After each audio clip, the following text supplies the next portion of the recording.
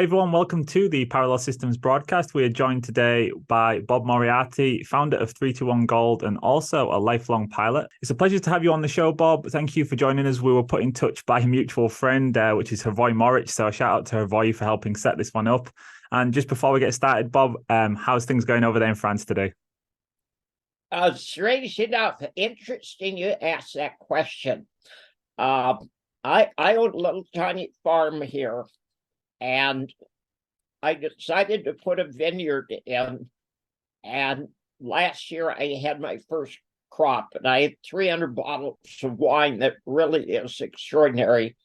And this year, the wine from Bordeaux South has been destroyed, literally, because of excess water, too much water, and it got mildew. So I'm doing great, but my grapes aren't, and there will be no Chateau Fax wine this year.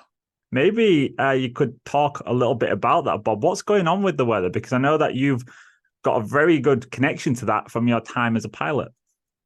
Well, interesting you ask, and I'm really glad that you said that because that verifies my belief. I posted an article yesterday, and it's a very good article, and I highly suggest anyone interested in all the weird weather we've been running into read the article. It's not climate change. Climate change is a hoax, okay? It used to be global cooling, and that turned out to be fraud. And then they tried to pitch global warming, and that turned out to be a fraud. And now they talk about climate change. But the climate's, the Earth is 4.5 billion years old, and the climate has changed every year for 4.5 billion years. However, we've had extraordinary weather this year. You're having extraordinary weather. South of France is having extraordinary weather. China is having record floods. Texas and Arizona are having extraordinary temperatures. And that's because of a volcano that blew up in Tonga on January 15th. And it threw hundreds of billions of tons of water vapor into the atmosphere, and water vapor is a greenhouse gas, and that has caused the unusual weather, and it's literally going to last for another couple of years. Now, the oligarchs are trying to pitch this as climate change, but climate change, if it existed, which it doesn't, if it existed, would be a gradual thing. And the weather this year has been absolutely bizarre. The Three Gorges Dam in China is at risk of bursting, and that's going to have an interesting impact if it actually happens because of the records. And certainly the temperatures in Texas and the temperature of seawater off of Florida. It's been 101 degrees Fahrenheit. That's about 40 degrees centigrade. That's really unusual. Water sucks up heat. So to have 100 degree water Fahrenheit, it's very hot. It's all because of this volcano. Now, one of the things that we're experiencing over here in Europe beyond the weather, Bob, is just constant crises. I mean, we're in the centerpiece of the global chessboard once more with global conflict. So what do you see on the immediate horizon for Europe, Bob? Are you optimistic about our, let's say, next 5 to 10 years? To answer that in a word, absolutely not. I wrote a book in 2016. I listened to Putin speak at the UN, and I think it was December of 2015. And Putin asked the question all Americans should have been asking: do you realize what you have done? Now, I had a lot of experience in Vietnam. I flew over 800 missions. I was a captain in the Marine Corps when I was 22. I collected about 54 medals before I realized how stupid the war was, but that made me an expert on stupid wars. And I was always hesitant to write a book about my experiences in the military because I didn't want to glorify war. Nobody wins any war. One side loses more than the other. So it's not a question of right and wrong. It's a question of if you get into war, you're going to lose. It's just a question of how much you lose. And at the end of the book, I concluded that because of the incredible disparities in the world's financial system, I saw the world's first worldwide revolution coming. And I think that's exactly what we're seeing now. We had the COVID fraud that started in 2020 that totally disrupted the world's financial system. Millions of people were put out of work. The economies were locked down all over the world. And the reverberation from that is still going on. It's going to get worse. One of the things that I think is very important is a conflict between the debt-based system of the West and a resource-based system that the BRICS are trying to bring in. The debt-based system of the West literally goes back to Greek and Roman times. When someone went into debt, they either had to pay or they literally went into slavery. So the oligarchs ended up owning and controlling everything. But you can pick up any history book of any civilization at any time, and you're not reading stories about the brilliance of the leaders. You're reading stories about the stupidity and the incredible foolishness that they did. And that's going on today, and you're certainly seeing that. Now, I wrote a piece on March 1st of last year. The United States instigated the war in Ukraine, period. It's actually been going on for 75 or 76 years. It goes back to 1945. They scored a coup d'etat in 2014. They overthrew the legitimate legal government of Ukraine, and it's been run by U.S. stooges ever since. The conflict is between a debt-based system and a resource-based system, and the question is who ends up with the assets. In Roman times, Rome did exactly the same thing the United States is doing today. It's one war after another, after another, after another. And wars are very expensive. So more and more power was centralized in fewer and fewer people, exactly like today. And when the Roman Empire collapsed around 400 AD, we had 700 or 800 years called the Dark Ages, and there's a good chance of that happening again today. Now, the alternative to a debt-based system is a system in which you have jubilees and debts are forgiven of people who can't pay. Going back to Babylonian times, the kings and the emperors did not want the farmers to be put in jail or into slavery because somebody had to produce the food. So every 50 years or so, or when the emperor was changed, they would hold debt jubilee, they would wipe out the debt, and they would start all over. That was a good system, and it would be a good system today, because anyone lending money needs to understand there's risk, and we should let the creditors pay some of the risk. In 2008 in the United States, something like 12 million people lost their homes, okay? And the banks ended up owning all those homes, and they turned around and sold them to other oligarchs. We've concentrated wealth in the world to a degree that's never occurred before. But the sanctions were so foolish for Europe because Europe was acting against their own interests. The theory from the United States was, we're going to put all these sanctions on because they've worked so well in the past, which they don't work, and then bring Russia to to its knees. It didn't work, but what it's doing is destroying the economy of Europe. And there's actually more refugees in the world today than there were at the end of World War II.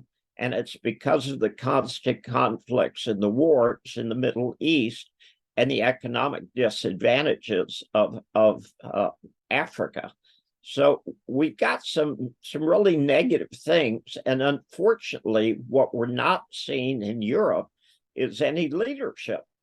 The Germans allowed the United States to commit the biggest, most aggressive act of terrorism, financial terrorism in world history, by destroying $30 billion Nord Stream 1 and Nord Stream 2. And that's absolutely contrary to the interests of Europe, and it's certainly contrary to the interests of Germany. And it's going to destroy the economy in Germany, which is going to bring down the entire EU. So, in a word, what do I think about the future of the economy in Europe? That's negative. Sounds like we've got a rocky road ahead of us, Bob. Do you think that this war in Europe is a prelude to a much bigger escalation involving, say, China, Taiwan, and NATO? Do you think this is just the beginning in terms of the global conflict? I don't think so. And the reason I don't think so is people are starting to wake up. I'm going to talk about a very important book. Are you familiar with The Fourth Turning? I am, Bob. Yeah, I've read it multiple times. Okay. The same author, Neil Howe, Strauss died. Okay. So Neil Howe has literally come out with this book in the last month. And he's updating Fourth Turning. Of course, Fourth Turning says that every 20 or 22 years, you have a turning and you have a different situation. We are in the crisis phase. They predicted this 25 years ago, okay? And they did it absolutely accurately. And I actually got the book today, so I haven't had a chance to read it yet. But the Fourth Turning says you've got a crisis and you're going to have a move to totalitarianism, or you're going to have a move to independence and freedom. And I'm starting to see pushback and a move to independence and freedom. And I think that's a good thing. I agree. I'm seeing that a lot on the individual level as well, Bob. There's such a big interest now in people returning to more natural ways of living, people wanting to start homesteads, set up communities. In terms of Europe in general, Bob, we doubled our balance sheet at the ECB. I say they doubled their balance sheet in 2020. Do you think that Europe's going to have it even harder going forwards than, say, the US because of our shared currency over here? The answer to that is probably. However, in line with my prediction of the first worldwide revolution, the stock market has topped in the United States. The credit of the U.S. government has been cut. Credit rating of the U.S. government has been cut. And quite bluntly, I see a massive worldwide financial crash starting literally September, October. There are a lot of very intelligent people who recognize how dysfunctional the world's economies are, and lots of people are saying we're going to have a crash. I think the crash has started. I think that we're in it. I think it's going to get worse. But you just raised a really good point. There are people who are waking up saying, hey, this is wrong. We've got to have a better solution. COVID showed the flaw, the fatal flaw to the just-in-time distribution system. Okay, it's wonderful if you're Ford and you get transmissions for tomorrow's work today. However, all it takes is for you to break a link in that system and everything turns total chaos. I ordered a car 5 months ago. It's a nice car. Okay, I'm not going to identify what brand it is. because it doesn't make any difference, but it's a European car. Ordered a car 5 months ago, and it should have been delivered in 3 months. And I am still waiting for it. Now, how can a multi-billion-dollar organization like a car company not be able to predict how long it takes to build a car? So the system is dysfunctional. We need to go to more local production instead of these chains that go from China all the way to Europe or China all the way to the United States. And the system is broken. China is the world's biggest exporter. The United States is the world's biggest importer. And that's a situation that just cannot continue ad nauseum.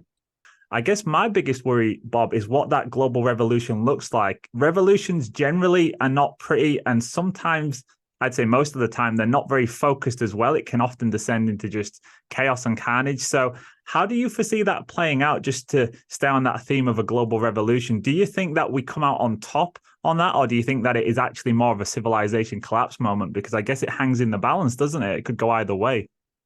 Well, strange enough, you just answered your own question. Yes, it could go either way. I won't predict it, even though I'm very optimistic. I know the current system has failed, okay? I'm not sure what's going to replace it. I know something will replace it, but I'm starting to see sprouts come up that indicate people are starting to wake up. I'll give you a perfect example. You got to be familiar with Nigel Farage. Oh, yeah. He's one of our... He's like one of our most loved and hated politicians at the same time over in the UK. Being hated is a really good thing. It means that you're pissing off the right people. Nigel Farage gets a letter from his bank, and his bank says, okay, we're going to cancel your account. And they gave him some BS reason as to why they were canceling his account. He got his hands on some of the internal emails, and they canceled his accounts. And this is a really major British bank. They canceled his account because they didn't like his opinion. Okay, now, since when is having an opinion a bad thing? You can look at COVID and the incredible restrictions and the incredible lies that we were told. Every single thing we were told about COVID turned out to be a lie, okay? And they're still pushing the shots, and they know how dangerous they are. Ed Dowd has come up with some really good writing. He's come up with a book, okay, about how much damage the shots did. And he's come out and said, look, if you didn't know that shots were dangerous, okay, you could make a mistake, and then you find out they're dangerous. However, if you keep forcing the shots on people, it's no longer a mistake, it's a crime. The most perfect example of that is Justin Trudeau, who I happen to totally despise. And luckily for me, his wife just figured out the same thing, and she's divorcing him.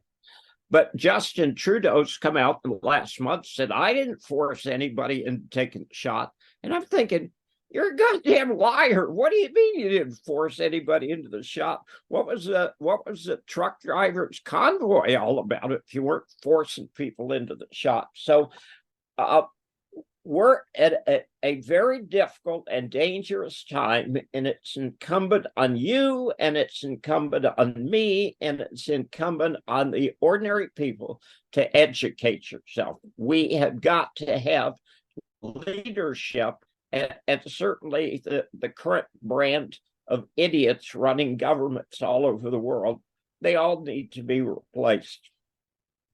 I absolutely agree with that one, Bob. And I think the leadership, again, it's going to come from the bottom up. I think we're all starting to form communities, and I've seen a big influx of people come across to my channel who said before 2020, I had no idea what was going on in the world. I had these kind of blinkers on, and now all of a sudden they do see it, and they're looking to take action and make changes. So I think it's going to happen. And I always say it starts at home. Get yourself more decentralized.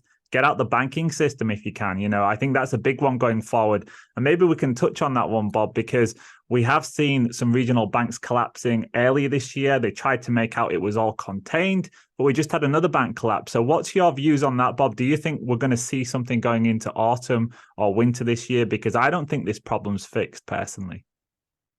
Well, we've already had more banks collapse than we did in 2008. And the bank that collapsed that was shut on Friday was a tiny bank. However, it's an indication that the problem still exists. It's this simple. If you continue to raise interest rates, you're going to blow the system up. If you actually lower rates, you're going to create hyperinflation. And that's like dying from a heart attack or dying from a stroke. Who cares? It's not an issue of what kills you. It's an issue of the fact that you just got killed. The banking system is an utter disaster. It's bankrupt. And that's true everywhere in the world. You cannot have an honest economy without having honest money. And ever since 1970, governments all over the world have just run the printing press full bore. And frankly, it's blowing up. Nobody sees it, okay, but it's happening right now. And it's going to, and you kind of hinted at the dangers in the banking system. Frankly, my opinion, and it's just my opinion, is that if you've got money in a bank, it is at great risk, and there are going to be bail-ins. The banks are going to fail. There are going to be bail-ins. And if you've got money in a bank, it's at giant risk, and you need to understand that. 100% agree with that, Bob. So let's turn our attention to some of the solutions, but maybe we can start at the global level, because we've seen, of course, BRICS continue their move towards settling their trade in gold. And we've got this summit on the 22nd where it's expected they're probably going to make another announcement. Russia hinted at that a few weeks back. So do you think it's now inevitable, Bob, that we're going to see the monetary system have gold back in it in the near future? Well, it's funny you say that, because the answer is yes and no. I don't think it has anything to do with BRICS. I've been saying for years, when the financial system fails, we're going to go back to a gold standard. We're not going to go back to a gold standard because anybody wants to. We're going to go back to a gold standard because we have to. Now, I'm not sure how familiar you are with the French Revolution. It started in 1789, okay, and it literally occurred because Louis XVI decided that England was the enemy, so he intervened in the American Revolution because it gave him a chance to fight England. And I'll be candid, if the French had not gotten involved in the American Revolution, the American colonialists would not have won the war. They won the war because of the French. However, wars are very expensive, and it bankrupted Louis XVI, and the peasants in Paris literally couldn't afford to buy wheat, okay? All revolutions are economic in nature, and when people cannot afford to buy food, they revolt. And that's going to happen again. Revolutions are bad things. The revolutions are very dangerous things, but they are caused by the stupidity of the oligarchs who want to control everything. When they lose control, they end up losing their heads. There were 35,000 oligarchs and aristocracy in France prior to the French Revolution. At the end of the French Revolution, 3,500 of them survived. 90% of them lost their heads or left. A French colonel named Napoleon realized in 1796 that things were totally out of control. So he seized control, killed a bunch of people himself, and he went back to a gold silver standard.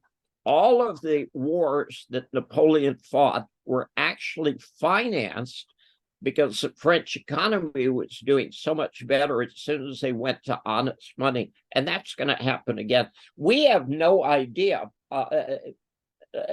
Going back to France again, we know what a gram is. We know what a meter is. We know what a liter is, because this is all stuff the French came up with in the 18th century. And it was a brilliant move on their part, because it gives you a measure for everything except for money. Okay. Between today at noon and noon tomorrow, how many times do you think the US dollar against the euro will change? How many trades will there be in which the currency changes? Oh, Got any idea? Yeah, you're talking in the hundreds of millions. Probably, it's constant, isn't it? The forex markets are insane; it never stops. Yes, but if you were a tailor and they changed the length of a meter 1,000 times in a day, could you make a shirt or a skirt or a suit? No, of course you couldn't. You've got to have something that has to be fixed. Now, if a Martian, and frankly, I don't want to piss the Martians off. There may be Martians out there. We're learning things that we didn't know before. If a Martian came to Earth and said, how do you measure length? And you say, well, a meter. And how do you measure weight? Well, we use a gram. Okay. How do you measure liquid? Well, we've got liters. Oh, that's really cool. How do you measure money? Well, we don't. It changes constantly. Well, how often does it change? Oh, 2 or 3 times a second. It'd say, you're out of your mind.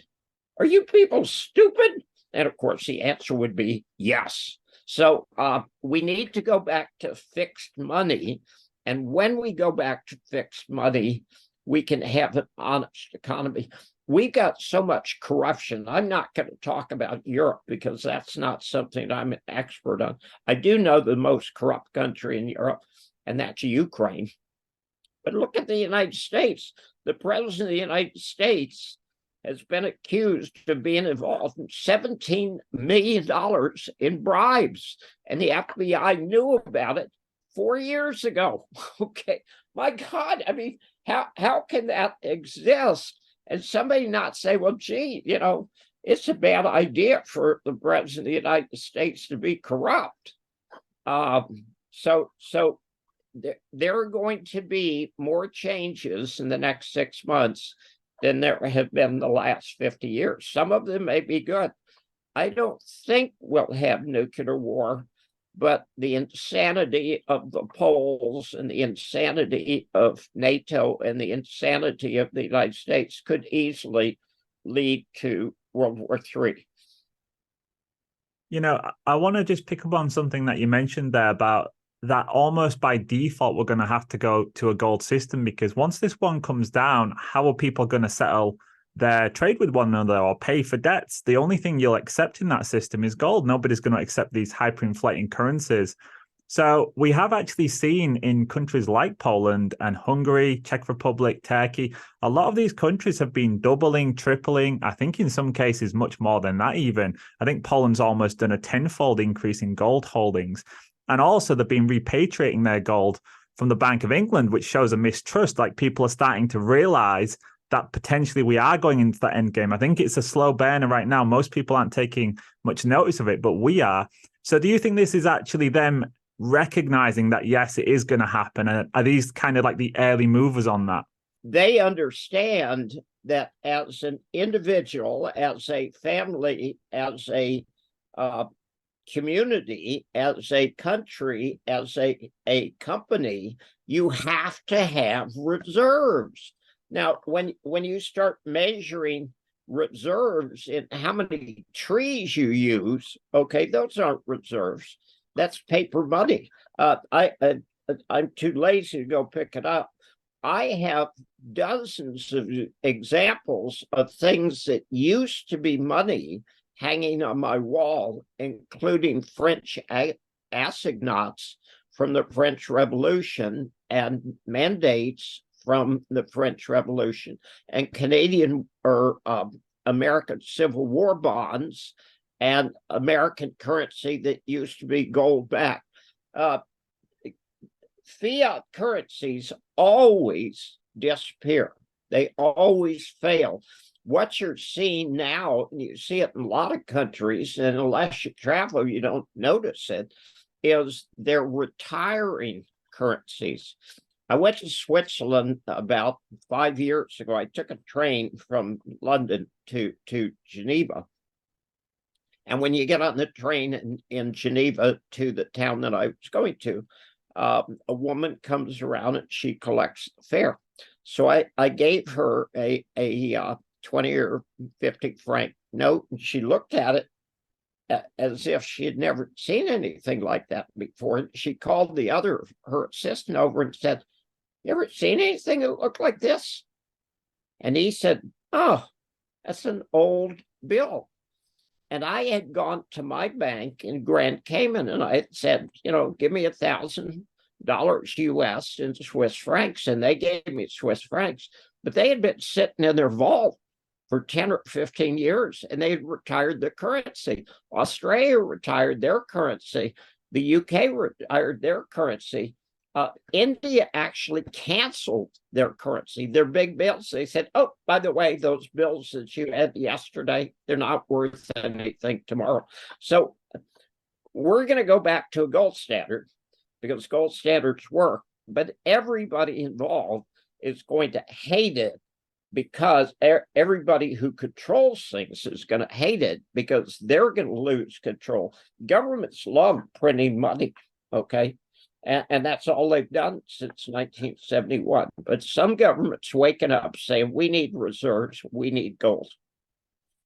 Yeah, I had an interesting experience when I was in the Czech Republic about a year or so ago when I tried to get my British pounds changed. I still had maybe about 500 British pounds that I'd brought across when I moved to Poland. And I just kept it in a drawer. And I thought, I'm going to change that when I go to the Czech Republic. Me and my wife was on holiday.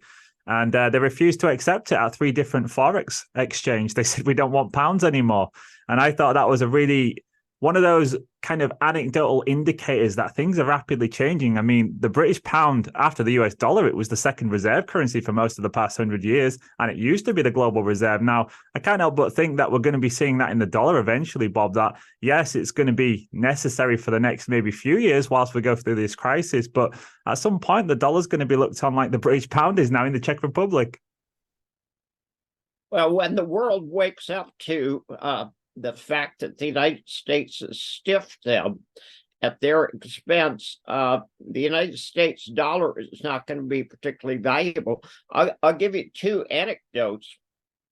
I had a gold mining project in Tanzania, and I had to pay my people in cash.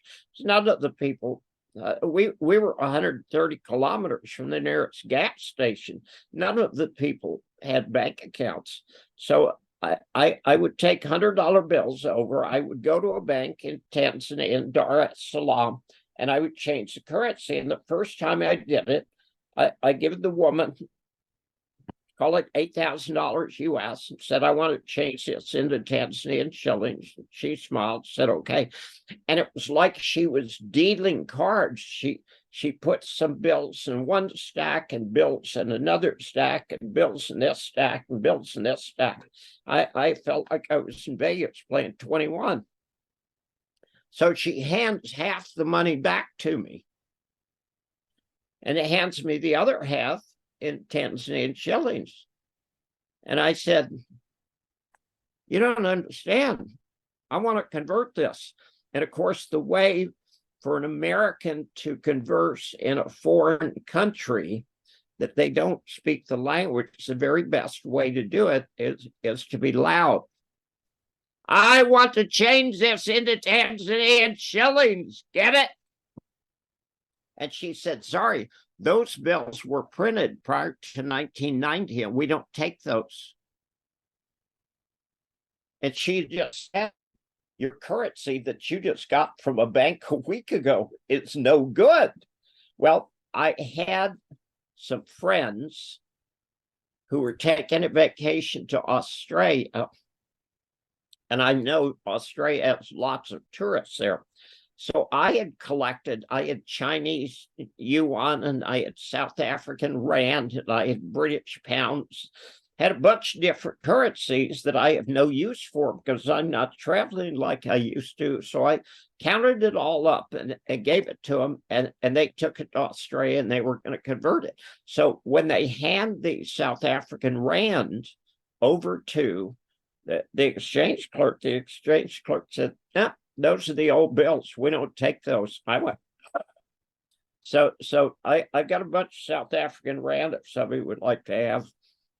Well, I can tell you one thing on that, Bob. I've got myself a few Krugerrands from the 1970s. I'm pretty sure you could get rid of them in any country on planet Earth. And that was the lesson from the Czech Republic.